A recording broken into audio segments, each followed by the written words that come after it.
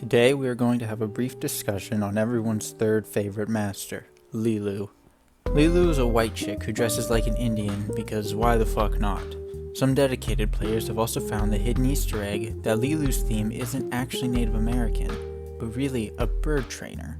This is alluded to with the subtle hint of her having a bird. Now Lilu is classified as a support, but she's more like a support, because MXM doesn't really have dedicated supports. Lorraine is a DPS IndyCar, Vita is a DPS Panzer, Demonos is a stun with a lame model attached to it, Titus doesn't count, Nanu just removes the option of playing two masters and lets you play one over buffed one, and Moro is sexually confused. Blue's passive is called definitely a support. After you land 3 basic attacks, the next one you launch deals double damage. It's literally a better version of Pokerons, and I don't understand why it's on a support, but okay. Bleeblo's survival is called No, because when an enemy thinks they're about to hit you, you just say no.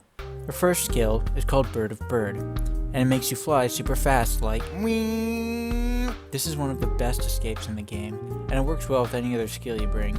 Despite flying though, there's a fair bit of terrain you can't get over, and instead of just falling down, you keep flying, but remain stationary, exactly like the physical laws of aerodynamics suggest. This can be a problem since it protects you from CC but not damage, so you can still get hit with AoE things while you're in the air. Things like towers, small walls, your own fucking teammate's coom wall, they can all screw you over if you don't aim it right.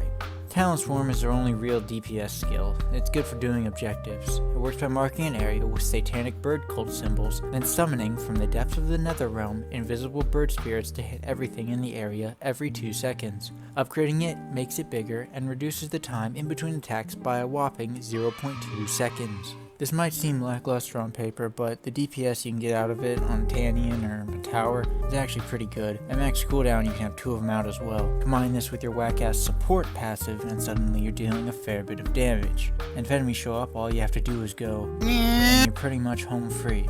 This skill is called Bird of Stun. It's a skill shot that marks enemies, and once recasted, Blue's bird will auto-lock onto them and lash their eyes out. The stun duration is pretty long, so it makes for a good single target lockdown. It takes a hot minute to do though compared to other stuns because of the double cast thing, but it's still not terrible. The last skill is called Bird of Grab. Along with Bird of Bird, it's one of Gleeglow's signature skills.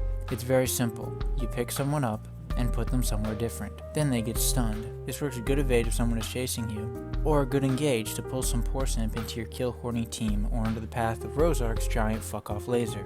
Gleeglob's ultimate is called Y'all Be Foolin', because anyone who dies to it probably be foolin'. It's basically a death sentence for anyone who's used their switch too early, simply put in the game for the enjoyment of watching someone act foolish then slowly die for it with no way of helping themselves. For nodes, you're probably going to want 1 to 2 flat AD, 3 to 4 cooldown reduction, and 1 stamina node. In game, you'll probably want to max cooldown so you can get more talent swarms out and have Bird of Bird or Grab of Bird be more spammable.